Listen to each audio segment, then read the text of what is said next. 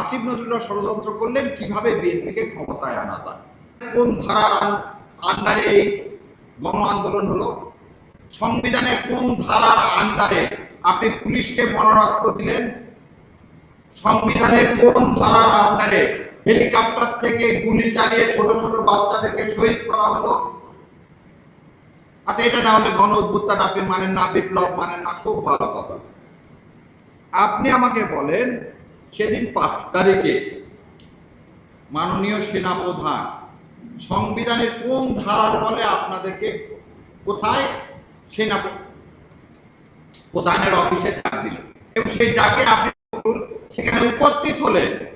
দয়া করে বলেন যে সংবিধানের কোন ধারায় আছে সেনাপ্রধান সমস্ত বিরোধী দলকে সেনানিবাসে ডাকতে পারে? আছে? নাই। আসেন, আপনি সেনাপ্রধান সবাইকে বললো চলে সরকার গঠন করি, এটা সংবিধানের কোন ধারায় আছে? সংবিধানের ধারায় আছে আর একজন প্রধানমন্ত্রী নির্বাচিত হওয়ার আগ পর্যন্ত সেই প্রধানমন্ত্রী থাকবে। তাহলে আজকে আপনি প্রধানমন্ত্রী হলেন কিভাবে? 29 সালের আগে তো নির্বাচন হওয়ার কোনো বিধান এই সংবিধানে নাই, আপনি হলেন কিভাবে? এবার বলি, আপনারা রাষ্ট্রপতির কাছে গেলেন, রাষ্ট্রপতির কাছে গিয়ে আপনারা তার সাথে আলোচনা করে কি করলেন? সংসদ ভেঙে দিলেন। সংসদ ভেঙে দেওয়ার জন্য সংবিধানে আছে প্রধানমন্ত্রীর সাথে আলোচনা ক্রমে তার অনুমতি ক্রমে সংসদ ভেঙে দিতে হবে। সেদিন আপনি প্রধানমন্ত্রী পাইলেন কোথায়? সেদিন আপনি প্রধানমন্ত্রী পাইলেন কোথায়?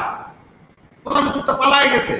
তাহলে কার অনুরোধে আপনি সংসদ ভেঙে দিলেন? তাহলে এই ভেঙে দেওয়াটা সংবিধানে নাই।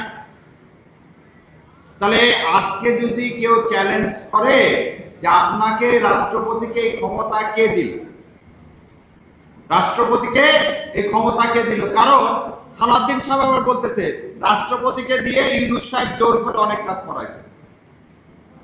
তাহলে রাষ্ট্রপতিকে দিয়ে সালাউদ্দিন সাহেব অনেক কাজ করাইছে। এই সালাউদ্দিন আসল হয় কে জানেন? সাবেক আইন উপদেষ্টা আসিফ নজরুল। ওই জন্য ওই নামটা নেয় না, কারণ ওই আসিফ নজরুল ছাড়া তো টুথা পাওয়া হতো না। কারণ দেখেন কেন বললাম যে ওনাদের সৌভাগ্য আমি পার্লামেন্টে নাই। রাষ্ট্রপতি হচ্ছে রবার স্টাম্প, যত আইন করে দেয় সব করে দেয় আইন মন্ত্রণালয়। তাহলে আসিফ নজরুল এই জুলাই সনদ থেকে শুরু করে সংসদ ভাঙা থেকে শুরু করে যা কিছু করে দিছে, সব কিছু করে দিচ্ছেন কে? আসিফ নজরুল।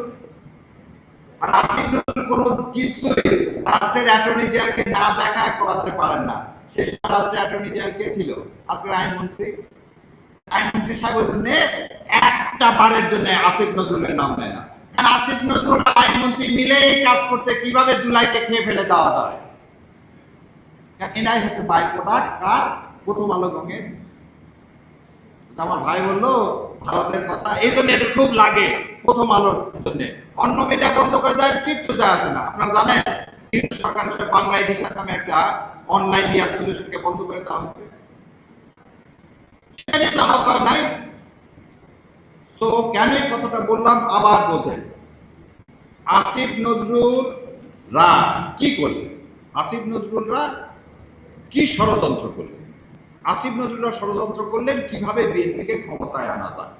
সেই জন্য সংসদে বলতেছেন যে কে রাষ্ট্রপতিকে দিয়ে সব কাজ করাচ্ছে। কে করাচ্ছে?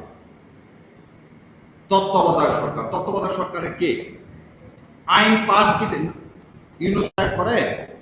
আইন তৈরি কি ইউনূস সাহেব করে? আমি চ্যালেঞ্জে যাচ্ছি, যদি বিএনপির ভাইরা দয়া করে আজকেও সংসদ বসবে একটু যদি বলতেন যে আইন তৈরি আসিফ নজরুল ছাড়া আর কেউ যদি করে থাকে এবং সে আইন যদি রাষ্ট্রপতির কাছে রাষ্ট্রপতি নিজে তৈরি করে থাকে, আমি আমার কান কেটে দেব। আর তার চেয়েও বড় কথা, সেদিন যেমন দুঃখ করে বলছিলেন যে 30 বছরের প্র্যাকটিস জীবন, কালকে আপনাদের এই ফ্রড দেখে মনে হয়েছে আমার এই ব্যারিস্টারি পড়া, আইন পড়া, রাষ্ট্রবিজ্ঞান পড়া, হাইকোর্টে প্র্যাকটিস করা সব অমূলক। যখন সালাউদ্দিন সাহেব বলেন আপিল ডিভিশনের দরকার নাই, সব আইন আমরা বাতিল করে দেব, তার যোগ কথা। এই কথার একটা মিনিং আছে। আপনি তো দস্তখত করে এসছেন না, আজ পর্যন্ত কি বলছেন যে কার ইশারায় আমি দেশে আসলাম, কে আমাকে আসতে দেয়নি বলতে পারছেন? সে সৎ সাহস তো আপনার নাই। কারণ আপনি দস্তখত করে আসছেন। কি দস্তখত করে আসছেন? জুলাই সনদ বাস্তবায়ন হতে দিব না।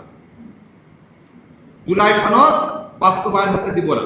জুলাই সনদের মধ্যে যা যা আছে একটাও বাস্তবায়ন হবে। কালকে ওনারা যখন বললেন ৯৬টা কি বাস্তবায়ন হবে, আপনাকে একটা কথা বল,